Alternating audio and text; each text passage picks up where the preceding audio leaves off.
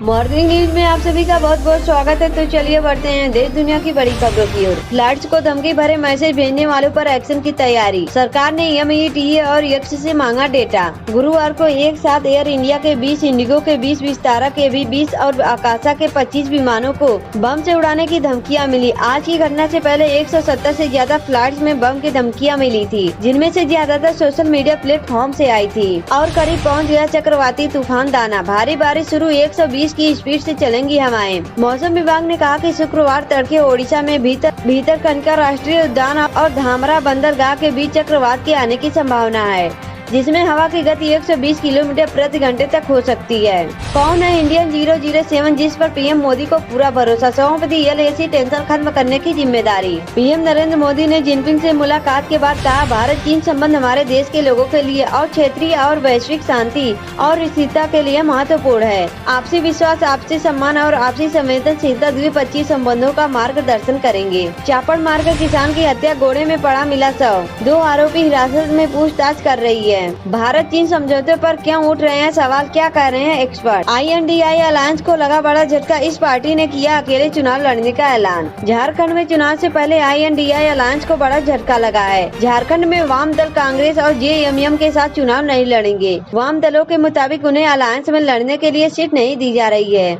बारामूला के कोर्ट परिसर में फटा ग्रेनेड, धमाके में एक जवान घायल। लॉरेंस बिश्नोई ने एनकाउंटर की मांग करने वाले क्षत्रिय कर्णी सेना राज शेखावत से मारपीट। जाने वायरल वीडियो का पूरा सच आखिर क्या है। राज शेखावत ने लॉरेंस बिश्नोई का एनकाउंटर करने वाले पुलिसकर्मी को इनाम देने की घोषणा की है। अब दावा किया जा रहा है कि इस बयान के बाद राज शेखावत के साथ मारपीट की गई है। 20 मीटर क्षेत्र में फैले थे मासूम के टुकड़े, पुलिस का दावा। कुकर्म के बाद हत्या करीबी ने दिया अंजाम। जस्टिन ट्रूडो ने ले लिया बड़ा फैसला, कनाडा PM की घोषणा से भारतीयों के लिए बड़ा संकट। जाने पूरा मामला आखिर क्या है। कनाडा के प्रधानमंत्री जस्टिन ट्रूडो के इस फैसले से अप्रवासी भारतीय कामगारों पर काम करने को लेकर बड़ा संकट आने वाला है। विकास यादव से पहले इन पर भी लग चुके हैं विदेशों में भारतीय एजेंटे होने के आरोप। आगरा एयरपोर्ट को उड़ाने की धमकी, CISF ने शाहगंज थाने में दर्ज कराया मुकदमा।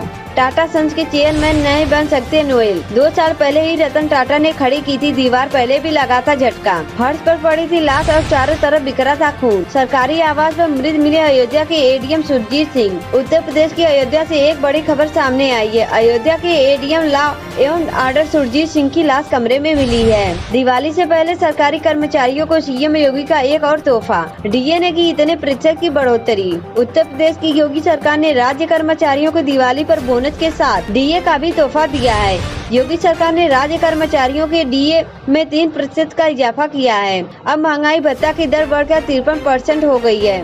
गुरुग्राम में जमकर गरजा, बुलडोजर 20 एकड़ में कट रही 7 अवैध कॉलोनियों को किया ध्वस्त। इस धंधे से नोट छाप रहा भारत, उससे जुड़े लोगों की सैलरी पर बांग्लादेश में आया संकट। बांग्लादेश ने जिस उद्योग के जरिए बीते 3 दशकों में तरक्की की, अब उसी पर संकट मंडरा रहा है। शेख हसीना सरकार के तख्ता पर राजनीतिक अस्थिरता और बिजली संकट के चलते हालात ऐसे हैं कि कंपनियां अपने कर्मचारियों को सैलरी भी नहीं दे पा रही है। वहीं दूसरी ओर भारत इस उद्योग के जरिए जमकर कमाई कर रहा है। दुनिया में व्यवस्था बदल रही, भारत को सुरक्षा परिषद में मिले अस्थायी सीट। ब्रिक्स समिट में जयशंकर ने की सबसे बड़ी पैरवी। अखिलेश ने खैर में कांग्रेस नेता को दिया टिकट। सपा ने गाजियाबाद में किया अयोध्या वाला प्रयोग। उत्तर प्रदेश में 9 सीटों पर हो रहे उपचुनाव के लिए समाजवादी पार्टी ने अपने 2 उम्मीदवारों की सूची गुरुवार को जारी की। सपा ने कांग्रेस नेता चारू कैन को अलीगढ़ की खैर सीट से टिकट दिया है। वहीं गाजियाबाद में सदर सीट पर सिंह राज जाटव को उम्मीदवार बनाया गया है।